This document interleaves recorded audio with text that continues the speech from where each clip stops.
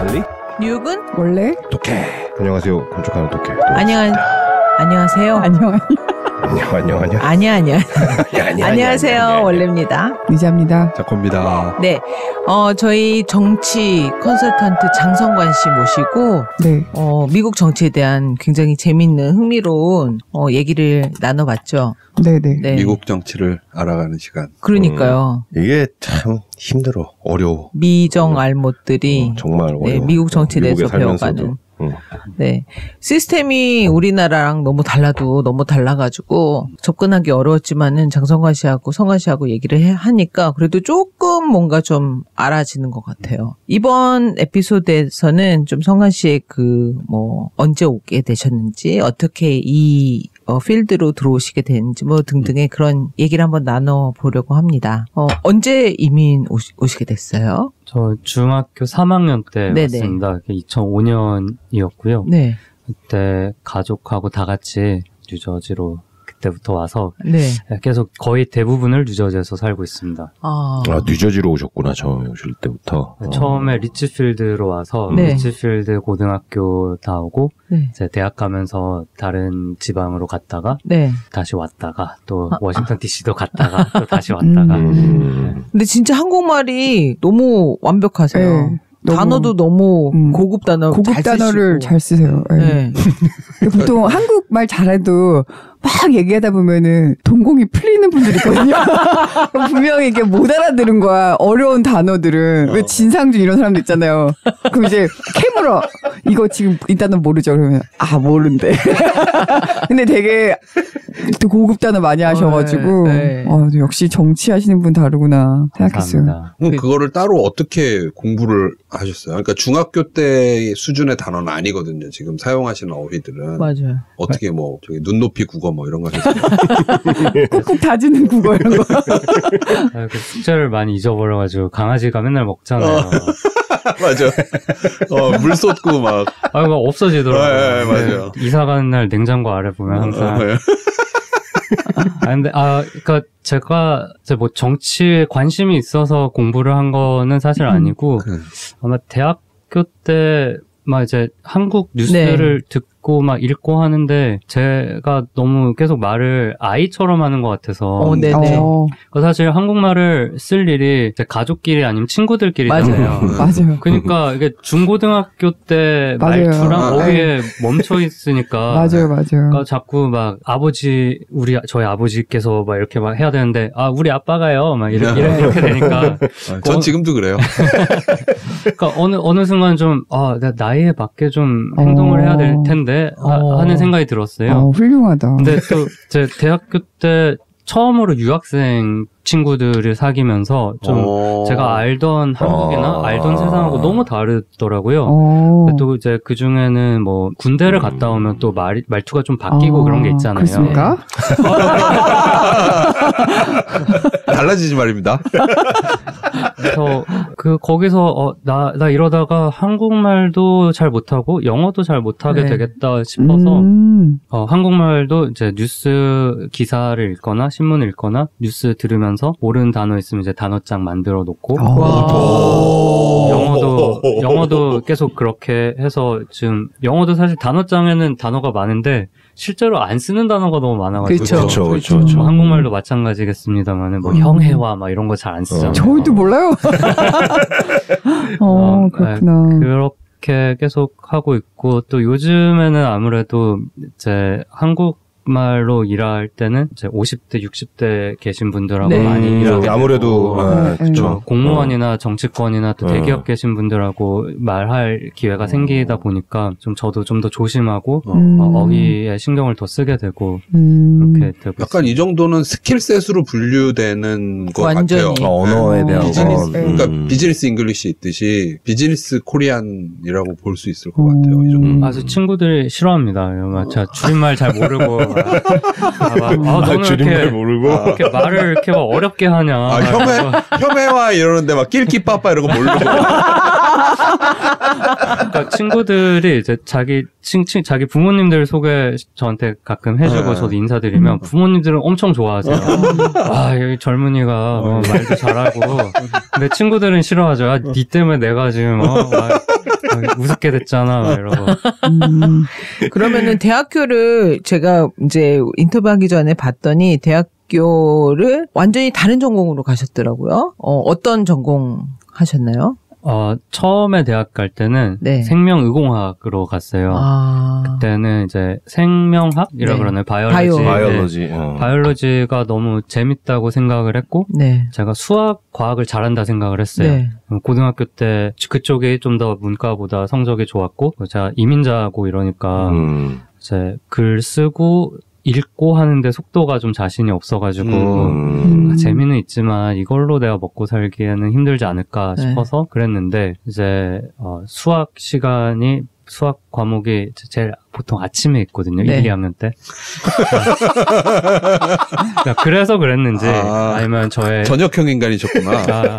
저의 이제 능력의 한계를 먼저 좀 미리 맞닿았는지 아무튼 그래서 어느 날 저의 아카데믹 어드바이저가 한 번도 본 적이 없는데 부르더라고요. 그래서 갔는데 이제 중국에서 교수님이 되셔서 저희 학교에 나중에 오신 분인데 저를 딱 보자마자 너 한국 사람이야? 중국 사람이야? 이러는 거예요. 그래서 저 코리안인데요. 그러니까 너 여기서 태어났니? 이민 왔니? 이러는 거예요. 이걸 왜 물어보시지? 이민 왔는데요. 듣자마자 딱 책상 치시면서 근데 왜 이렇게 수학을 못해? 그렇지. 그러니까 그렇지. 마치 제가 본인의 아시안이니까 본인에게 되게 누를 끼친 것처럼 아시안의 명성에 네가 지금 너 이민 왔는데 한국에서 수학 안 배웠냐? 뭐 이런 식으로. 그래갖고 제가 수학이 이게 수업 시간이 아침이고 저 잘 모르겠어요. 저 못하나 봐요. 그러니까 이럴 거면 엔지니어링 하지 마라. 그래갖고 그냥 그대로 그럼 알겠습니다. 그랬어요. 그럼 저 그때까지 평생 살면서 수학 못해, 너 공부 못해라는 소리 들어본 적이 없었거든요. 그래서 이 정도로 말씀을 하시는 거면 비수를 꽂았네. 그러니까 그러면 진짜 나 이거 아닌가 보다. 그래서 바로 수용하고 수용이 빠르시네 또. 말은 또 잘 들어. 아니 그냥 어른들이 좋아할 만하네. 그 선생님은 보통 아시안 애들은 이렇게 자극을 해야 열심히 하지 이 생각으로 자극 줄 생각으로 한 건데. 바로 그래요? 수용. 그럼 하지 안 할게요. 그러면 이런 거 아니야? 그러니까 한 번도 본 적도 없고 볼 일도 없는 사람이 저를 불러서 그렇게 말을 하니까 근데 어쩌면 그게 맞을 수도 있어요. 좀 자극을 주려고 그러셨을 수도 있는데 그래서 저 그냥 알겠습니다. 면담 끝나자마자 이거 그 메이저 바꾸는 서류 바로 쓰고 그냥 드리고 나왔어요. 그럼 어떤 메이저를 바꾸셨어요? 그때 바꿨을 때는 이제 한국말로 하면 인지과학인데 그러니까 cognitive science라고 그러니까 신경과학이랑 뇌과학이랑 철학이랑 이제 섞여 있는 더 빡신 거 아니에요? 뭔가 더 어려워. 말로만 들어도 일단 이거 더 어려운 거 같은데. 되게 그 과목 수업을 한두 개를 들었었는데 너무 재밌더라고요. 흥미롭더라고요. 그러니까 뇌가 사실 뭐 뇌도 뇌지만 사실 이 학문의 궁극적인 목적은 의식이라는 건 무엇인가? 의식이 존재하는가? 유튜브에서도 항상 인기 있는 컨텐츠예요. 뭐 장동선 박사라든지 뭐 이런 분들. 그래서 그때 근데 문제는 이게 너무 신생 학문이니까 그때 교수님하고 말씀 많이 나눴는데 교수님께서 하신 말씀이 이거를 해서 먹고 살 수 있는 직업이 나도 뭐가 있는지 모르겠다. 왜 이렇게 자꾸 어린 아이에게 비수를 꽂아? 근데 그때 유튜브를 알았으면. 그러게요.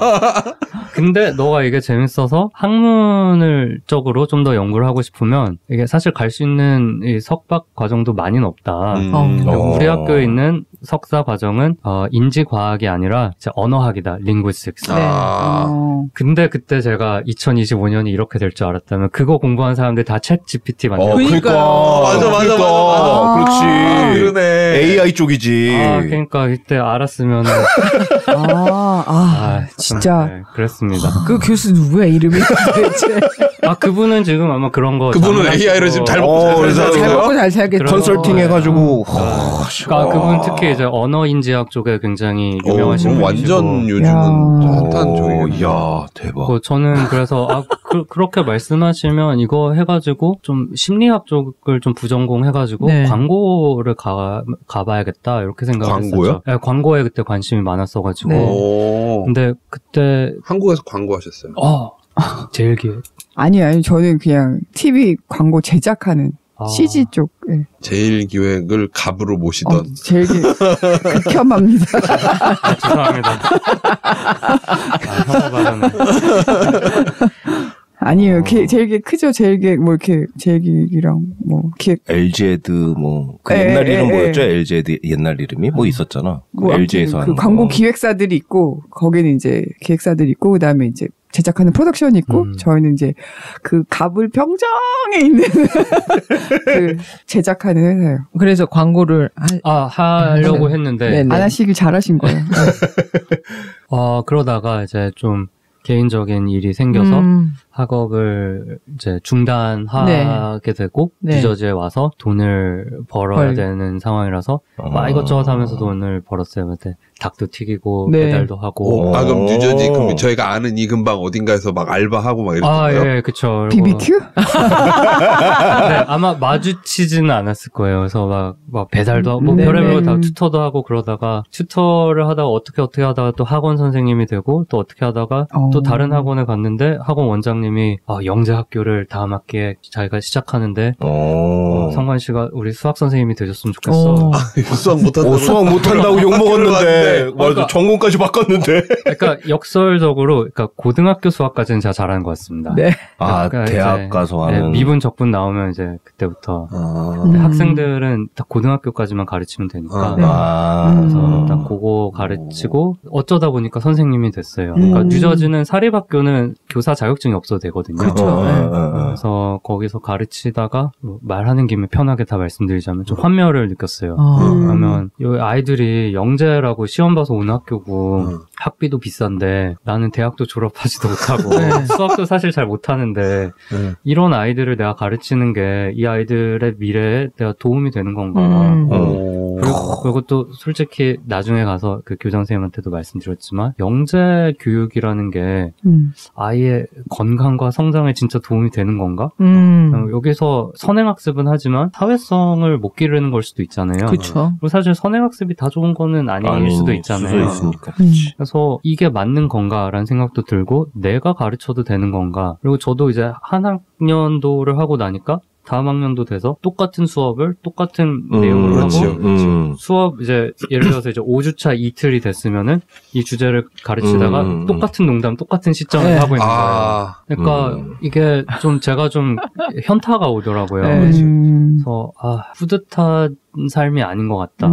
그때 이제 학교에서도 일하고 학원에서도 일하고 하면서 짧게는 주 60시간 진짜 많이 일한 주는 100시간도 해본 적 있어요. 오 마이 갓. 그러니까 너무 힘든 거예요. 진짜 빡셌겠다. 네, 그래서 이게 근데 제 뭔가 성장에 도움이 되는 것 같진 않고 그냥 시간을 돈으로 이렇게 바꾸는 느낌이어가지고 이렇게 사는 게 맞나 싶던 찰나에 어떤 시민단체를 우연히 알게 돼서 거기서 이제 워싱턴 DC에서 어떤 행사를 컨퍼런스를 하는데 봉사자로 오면 어떻겠냐. 그래서 갔는데 이런 얘기 하더라고요. 뭐 미주 한인 사회가 어떻고 이제 연방의회에서 관련된 법안 뭐가 있고 그래서 연방의원실 이렇게 다니면서 이러이러한 법안이 한인 사회에 이렇게 영향을 하니까 이거를 지지해줘라 뭐 이런 얘기를 하는 컨퍼런스였어요. 근데 그거를 했는데 너무너무 재밌었어요. 너무 뿌듯하고 그러니까 저도 사실 연방의회 처음 갔고 그리고 시민권 시험 볼 때 연방의원 몇 명이라 물어봤는데 틀렸거든요. 그러니까 솔직히 그 가기 전에 우리 동네 연방의원 누군지 모르잖아요. 그렇지. 그러고 누구예요? 지금은 무슨 콜인가? 상원 의원은 코리 부커랑 앤디 킴 한인. 앤디 킴. 그리고 하원 의원은 지역 특정될 수 있으니까 말 안 하는 게 괜찮아요. 그래요. 괜찮아요. 뉴저지 9지역구는 넬리 포, 뉴저지 5지역구는 자시 갈하이머 이렇게 있습니다. 버건 카운티는 보통 이렇게 두 개로 나눠져 있습니다. 그래서 너무 즐거웠어요. 내가 한국말도 하고 영어도 한다는 이제 말하자면 달란트를 이렇게 좀 공익을 위해서 쓰는 방법도 있구나 했는데 뿌듯하다가 또 1시간 지나니까 너무 무섭더라고요. 뭐가 무서워요? 제가 아는 것도 없는데 네. 이 법안 만든 사람들이 나한테 이렇게 경청을 해도 되는 건가? 되게 스스로를 많이 돌아보시네. 근데 양심적인 분이죠. 근데 이걸 또 좀 더 이렇게 넓게 생각하면 얼마나 이런 얘기하는 사람이 없으면 그러니까 23, 4살에 아무것도 모르는 애가 와서 하는 말을 막 양복 입고 막 이렇게 막 명함에도 막 금박에 들어가 있는 사람이 저한테 주면서 막 노트 적으면서 경청하고 나 여기에 대해서 나중에 질문 있으면 어디다 연락해야 되냐 막 이렇게 하는데 저 어디다 연락해야 되는지도 모르거든요. 근데 그러니까 이게 막 우리 미주 한인 사회 이래도 되는 거? 막 이런 생각이 드는 거예요. 그래가지고 그 계기로 그 시민단체에서 일을 하게 되고 그때가 이제 시민참여센터라는 네. 시민단체였고 거기서 한 2년 반 정도 일하다가 그 전국 컨퍼런스 아예 풀타임으로 일을 했어요? 예. 그래갖고 그 선생님 그만두고 딱 걸로 들어갔습니다. 그리고 한 2, 3년 있다가 그 컨퍼런스를 좀 더 크게 하자. 그래서 우리는 뉴욕, 뉴저지에서 지역 프로그램 그만하고 전국 프로그램만 할 수 있게 워싱턴 DC로 옮기자 해서 새로운 단체를 설립을 했고 그게 미주 한인 유권자 연대 KAGC. 그 뉴스 공장에서 들어본 것 같아요. 예. 그 뉴스 공장장님이 좋아하셔가지고 저희 대표님도 몇 번 나가셔서. 그래? 맞아. 네. 그때 그 단체. 저기 매부쇼도 나가지 않으셨어요? 아마 그러셨을 거예요. 네. 근데 제가 사실 한국 이렇게 유튜브나 유튜브까지는 잘 안 챙겨봐서. 그때 막 아무튼 몇 번 나오셔서 알고 있었어요. 그래서 이제 거기서 한 7, 8년 일하고 2022년에 이제 관두고 그렇게 지금 DC에서 그거는 쭉 계속 생활을 하신 거예요? 예, 그러니까 시민참여센터는 뉴욕과 뉴저지에서 활동을 했기 때문에 여기서 했었고 저는 2017년 초에 DC에 그 KAGC라는 단체를 설립하면서 옮겨갔고요. 거기서는 17년부터 22년까지 있었습니다. 그리고 나서는 제가 혼자서 프리랜서로 DC에서 일을 하다가 2024년 초에 뉴저지 일이 생겨서 다시 뉴저지로 돌아오게 됐습니다. 그럼 뉴저지로 돌아오신 지가 얼마 안 되신 거네요. 네, 1년, 이제 1년 반 좀 넘어갔습니다. 근데 이게 미주 한인 유권자였는데. 예. 참고로 그 한국말 이름은 제가 제안해서 그렇게 생겼어요. 아, 그래요? 이런 거 기록에 빨리 남겨놔야 돼요. 약자로는 몰라요. 그러니까 Korean American Grassroots Conference인데. 아니 한국말 약자로. 너무 길잖아. 그냥 유권자연대 이렇게 썼던 것 같은데. 예. 이게 그 미국 명칭보다는 더 약간 직접적으로 오는 것 같아요. 유권자연대라고 하니까. 근데 한국 사람들이 보면은 정말로 시민권자인데도 그 voter registration 너무 안 하잖아요. 그것도 진짜 안 하죠. 네, 진짜 귀찮잖아 그거. 맞습니다. 근데 그거를 인커리지하기 위해서 어떤 활동을 하세요? 그게 바로 이 센터에서 하는 활동이죠. 그 중에 가장 주력 프로그램 중에 하나죠. 네. 그러니까 예를 들면 시민참여센터 같은 경우는 지금도 그게 이제 메인 프로그램이고, 네. 유권자 연대 같은 경우는 이제 그거를 비롯해서 연방 의회에 이제 시민의 목소리를 조금 더 적극적으로 내자 뭐 이런 활동을 한 건데 사실 쉽지 않죠. 네. 근데 명확하게 어떻게 뾰족하게 이렇게 해야 된다. 뭐 이렇게 해서 성과를 냈다라고 말씀드리기는 어려울 것 같아요. 제가 들어오기 전에는 확실히 이렇게 유권자 등록률이 많이 높아지고 한 게 있지만, 그러니까 우리가 납세자고 미국 주민인데 투표를 많이 하고 표심이 이제 조직적으로 움직여야 정치권에서도 우리의 목소리를 듣는다. 네. 그게 뭐 어느 방향이 됐건 일단 귀 기울이게 하려면 표가 많아져야 된다라는 거를 많이 강조를 했는데 사실 그게 크게 와닿냐는 거는 잘 모르겠습니다. 왜냐하면 시민권자인데 유권자 등록을 안 했거나 또는 여기서 오래 사셨는데 영주권자로 시민권 취득을 안 하시는 경우는 본인들이 이유가 있기 때문인 그렇죠. 경우가 많잖아요. 그거 다 가지각색일 것이고 그리고 사실은 이제 그게 잘못됐다고 말할 수는 없는 것이고 또 그래도 사는데 지장이 없으니까 그런 그렇죠. 건데 근데 저도 표가 더 한인 표가 더 많아져야 된다고 생각을 하고 표가 많아지고 아까 저번 에피소드에서 말씀드린 것처럼 예비선거 같은 경우는 또 이제 유권자 투표 참여율이 낮다 보니까 그런 데서 또 이제 한인 표가 더 많이 나타나면 그만큼 목소리가 더 커지거든요. 사실 그렇죠. 기회이기도 하거든요. 그렇죠. 그러니까 정치권에서 그게 공화당이 됐든 민주당이 됐든 그리고 한인 사회가 뭐 특정 법안을 지지하든 반대하든 어쨌든 귀를 기울이게 할 수 있는 방법인데 근데 그거를 좀 이렇게 피부에 와닿게 설명하기가 어려운 건 사실입니다. 그래서 뭐 특정 현안이 있을 때 그럴 때는 이제 트럼프 일기 때는 이제 이민을 주제로 그쵸. 많이 말을 할 수가 있었고. 그럼 많이 설득할 수 있었겠어요. 그리고 시민참여센터가 이거 제가 조인하기 전에는 2006년인가 7년에 위안부 결의안을 연방 하원에서 통과를 시켰는데 이제 그거를 그런 이제 좋은 사례로 쓰시려고 그러셨던 것 같아요.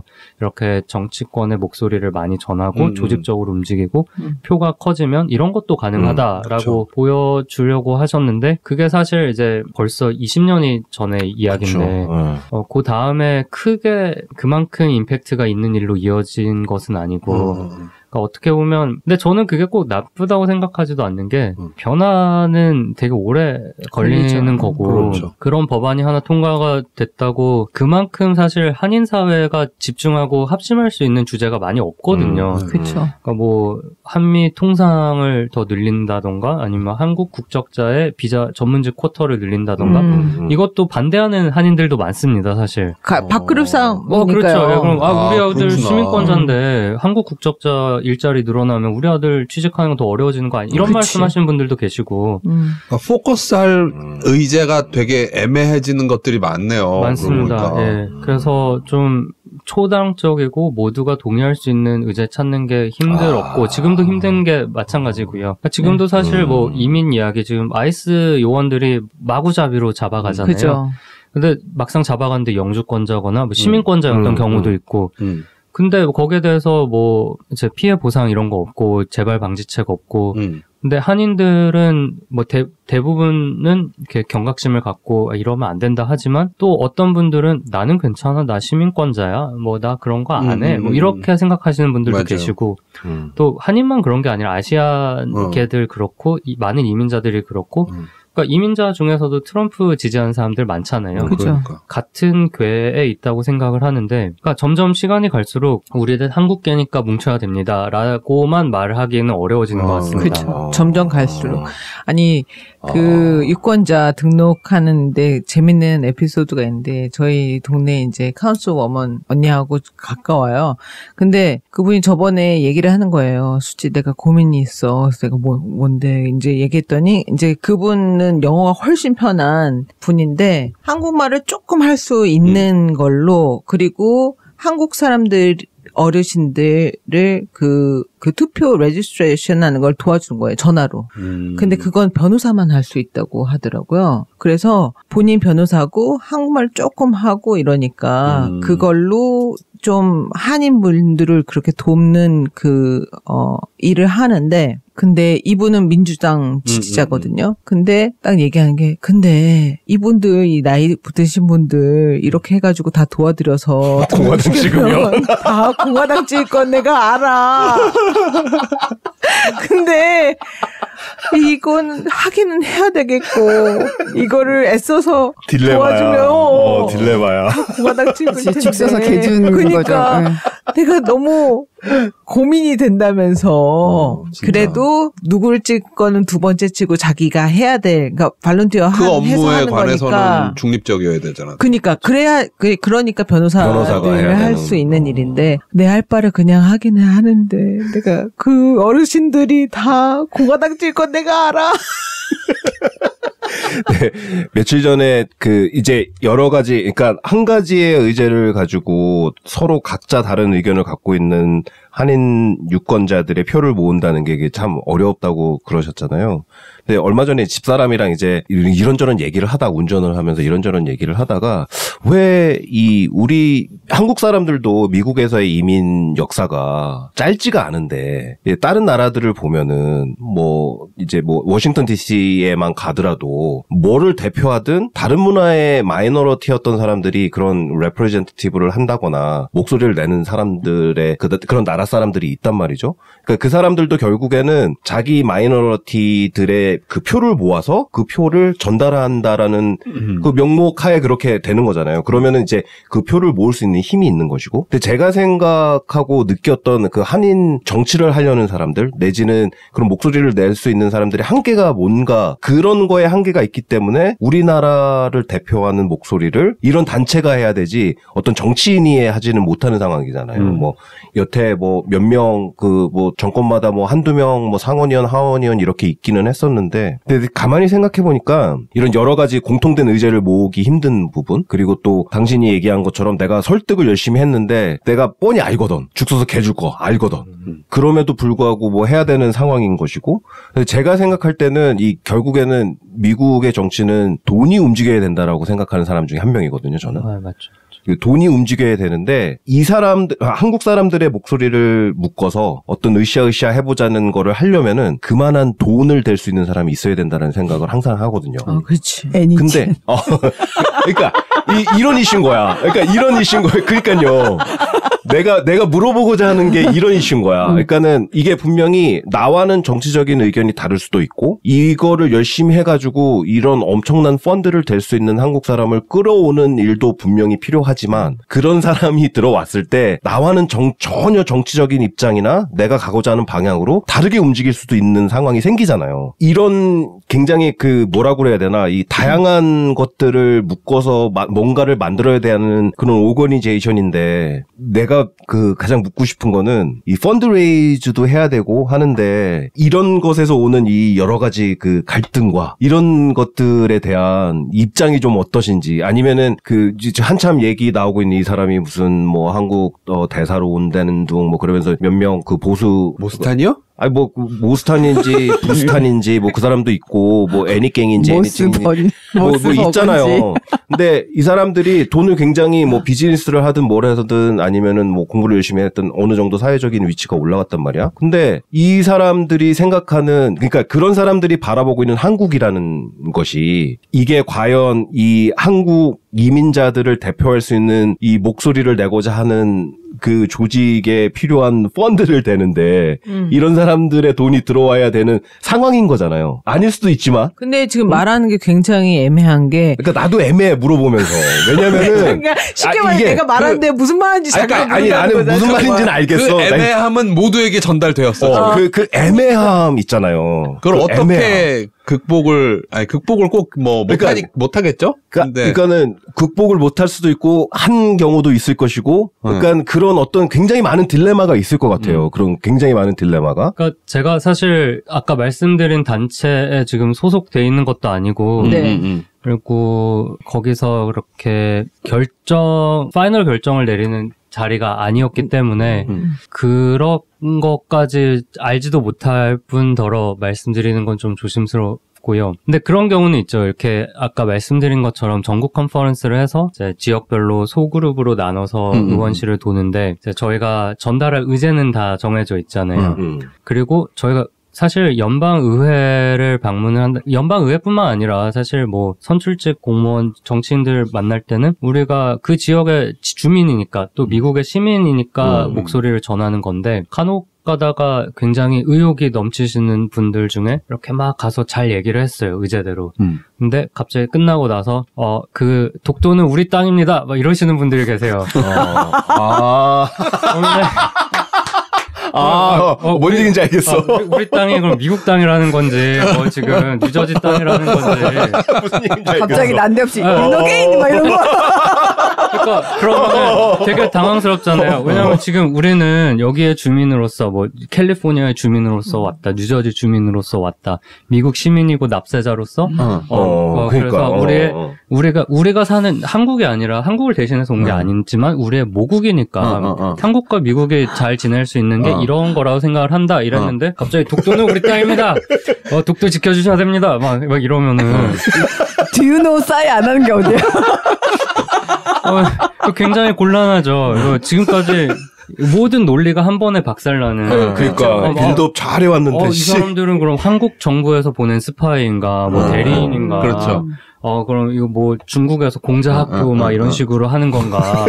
막 이런 오해가 생길 수도 있잖아요. 그렇구나. 메시지가 혼탁해지고. 그럴 때는 정말 많이 식은땀이 나고. 젊은 친구들만 아이덴티티 크라이시스가 있는 게 아니라 어르신 분들도 그런 크라이시스가 있는 것 같아요. 뭐 광화문에만 가도 막 여러 개 만국기를 들고 계시잖아요. 그치, 이스라엘기 막 들고.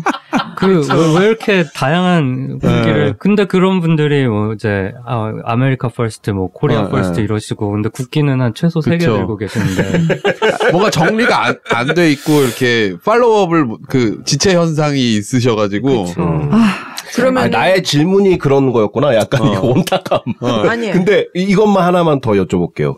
그러면은 또 혼탁. 아니 혼탁이 아니고 그러면은 그냥 간단 명료하게. 네. 펀드레이징 하는 규모가 괜찮은 정도예요? 그러니까 이게 뭐 다른 민족이나 다른 그런 에스닉 그룹들이 이 정치권으로 불러 들어오는 그 펀드의 규모와 비교했을 때. 그러니까 정치권에서 정치 후원금의 규모를 여쭤보시는 거죠. 전국적으로 전체적으로 보면은 그렇게 눈에 띄는 건 아닌 것 같습니다. 근데 첫 번째로 이렇게 말씀을 드려야 될 것 같은 건 정치 후원금이 모이는 걸 봤을 때 사실 이렇게 민족이나 문화권별로 나누는 거는 좀 의미가 크게 없는 것 같아요. 그러니까 뭐 흑인들이 모으는 거, 유태인들이 모으는, 유태인은 좀 이제 독특한 사례라서 별개로 치고, 뭐 히스패닉이 모으는 거, 히스패닉 중에서도 뭐 멕시칸이 모으는 거, 쿠반 다 이렇게 나누는 거는 크게 의미가 없을 것 같아요. 보통 뭐 당적에 따라서 또는 이제 산업군에 따라서 뭐 이런 식으로 가니까. 근데 그리고 이걸 딱 이 사람은 한국계야라고 묻기도 어렵고 아무리 모든 데이터가 공개가 되더라고요. 그리고 그분들이 한국계라서 냈다라고 또 인과관계를 증명하기도 어렵잖아요. 그러니까 예를 들어서 성함은 딱 봐도 한국 사람인데 이분은 뭐 한미 관계나 한국계 미국인들에게 관심이 없으신 분도 계실 수 있는 것이고. 그치. 그러니까 이렇다 보니까 이렇게 명확하게 말씀드리긴 어려울 것 같지만, 근데 한인 밀집 지역은 분명히 존재합니다. 여기 뉴저지 버겐 카운티도 그렇고, 뭐 캘리포니아 오렌지 카운티도 그렇고, 뭐 버지니아 페어팩스 카운티 몇 개가 있잖아요. 그러니까 그런 데서는 확실히 이제 정치인들이 한인 사회에 집중을 좀 더 하죠. 신경을 쓰려고 하죠. 뭐 예를 들어서 지금 이제 올해 뉴저지 주지사 선거가 있는데, 주지사 후보 중에 뭐 공화 민주 둘 다 어떻게 하면 좀 더 한인 사회에 눈도장을 찍을 수 있을까 이런 거 고민하는 건 사실이고요. 그리고 뭐 작년에 뉴저지의 연방 상원 의원 선거가 있었잖아요. 그때도 그랬고요. 또 그때는 심지어 한 분 이제 당선된 앤디 킴 후보가 또 한국계니까 상대 후보들은 어떻게 하면 앤디 킴보다 한인 사회에 좀 더 이름을 알릴 수 있을까 이런 거 고민을 많이 하기도 했고요. 그러니까 좀 지역마다 다른 것 같습니다. 상황이 다르기 때문에. 그렇구나. 아직 뭔가 그 한인 정치인을 위해서 한인 커뮤니티에 돈이 펀드가 모여지고 그 단계조차도 안 된다는 거죠. 아직. 그것도 좀 케이스 바이 케이스인데요. 예를 들면 그렇게 되기가 또 힘든 거죠, 사실은. 이제 한인이란 이름 하나로 묶었기에는 그러니까 너무 모두의 이익이 다르고 어젠다가 다 다르니까 방향이 다르고 그러니까. 그러니까 예를 들어서 지금 영킴 공화당 하원 의원 같은 경우는 지역구에 한인 인구가 굉장히 많아요. 그럼 영킴 의원에게 후원금을 낸 분들 명단을 보면 한국계 이름이 많을 텐데 이분들이 한국계라서 후원을 한 건지 아니면 우리 동네 사람이라서 공화당에서 하는 건지 또 알 수가 없잖아요, 사실. 인물 보고 뽑았는지. 그렇죠. 이게 뭐 컨트롤할 수 있는 과학 실험이 아니니까. 그치만 한 가지 말씀드릴 수 있는 거는 앤디킴 후보 같은 경우는 요번에 상원에 출마를 하시면서 진짜 전국적으로 한국 사람인데 한국 사람 뽑아야지 이걸로 후원금을 정말 많이 모금하셨어요. 근데 이거를 우리가 남이가를 시전하셨군요. 그치만 후보가 그렇게 직접 말씀을 하신 적은 한 번도 없어요.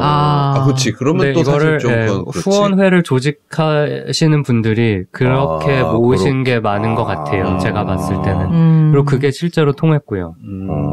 이제 슬슬 그런 정치인도 나오기 시작하는 거네요. 그게 먹히는 정치인. 한국계 중에 최초로 연방 상원 의원이 되신 거니까 그게 또 가능했던 점도 있고. 그렇구나. 역시 클래식이 먹히네요. 그죠. 우리가 남이가. 우리가 남이가. 클래식. 앤디킴 후보 말씀을 드리니까 좀 더 말씀드리자면, 제가 좀 욕먹을 수도 있는데, 저는 사실 작년 연방 상원 선거 때 앤디킴 후보의 상대 후보 캠페인에 있었습니다. 그렇구나. 그놈의 클래식. 거기에 당해서 지금 이를 바득바득 걸면서 내가 거기에 당했어.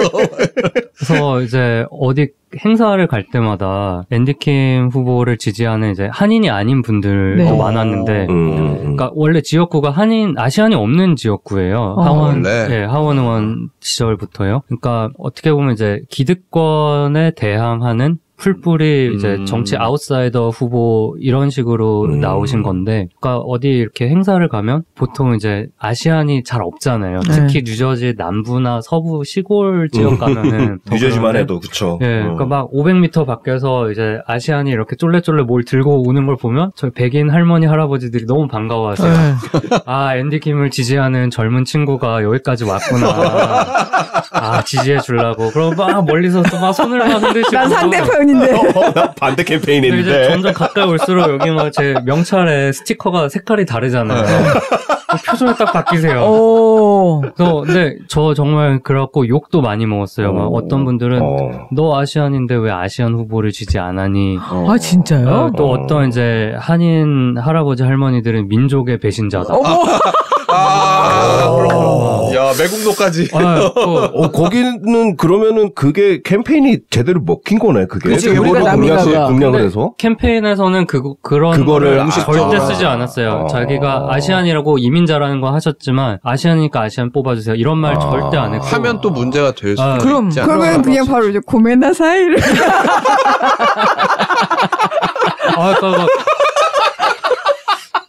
막 모르는 사람들이 저희 부모님 안부를 여쭤보실 정도로 정말 그때 막 이거 나 언론에 터뜨릴까 싶을 정도로 그랬는데, 근데 사실 그거는 지지자들이 그냥 개별적으로 그런 거고 뭐 캠페인에서 그런 것도 아니고 저는 상대 캠페인이었지만 잘 지냈고 그 캠페인 스태프들이랑도 지금도 잘 지내고 있거든요. 그리고 의원실하고도 잘 지내고 있고 되게 근데 그런 점이 신기했어요. 그러니까 보통 지금까지 나왔던 한인, 특히 한인 후보들은 자기가 한인이라는 거 강조하고 한국말 자꾸 하려고 그러고 한인이니까 한인 뽑아야죠. 뭐 이런 거 많이 하셨는데 유일하게 그런 거 안 하는 제가 봤을 때 물론 간접적으로는 하셨지만 앤디킴 후보는 절대 그런 거 안 하고 본인이 직업 외교관이고 오바마 백악관에 있었고 왜 트럼프가 나쁘기 때문에 자기가 나왔고 이런 거 메시지에 충실하셨거든요.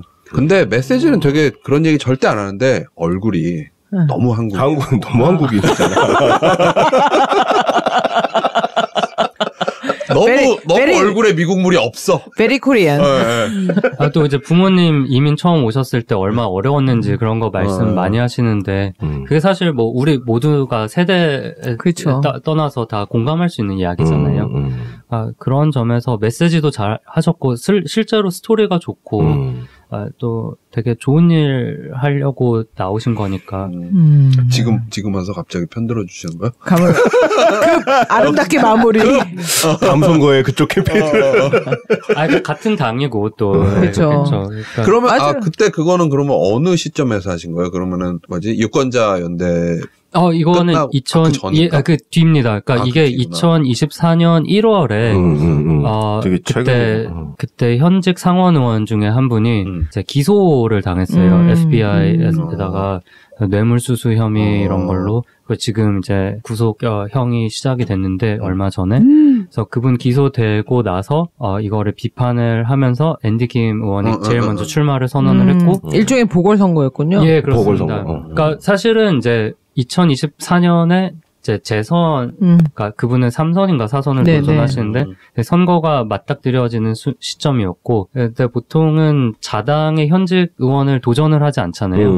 근데 기소됐으니까 이거는 안 된다 이러고서 자기가 도전하기로 출마를 하겠다 선언을 하시면서 지금 주지사의 와이프 되시는 분이 자기도 출마를 하겠다 선언을 하시고, 그래서 저는 그쪽 캠페인에서 이제 스카우트가 돼가지고 그렇게 일을 하게 됐습니다. 저도 앤디 킴 캠페인 가고 싶었죠.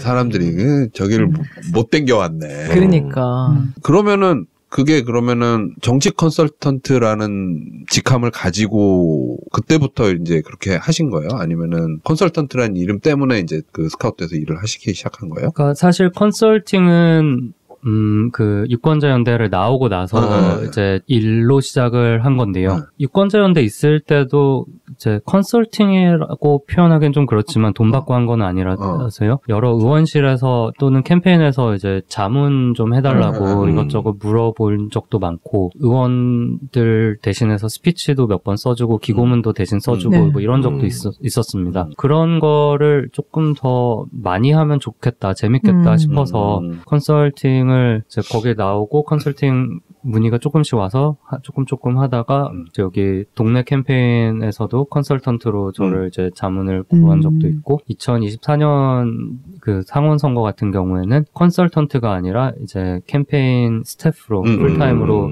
영입이 돼가지고 그랬고요.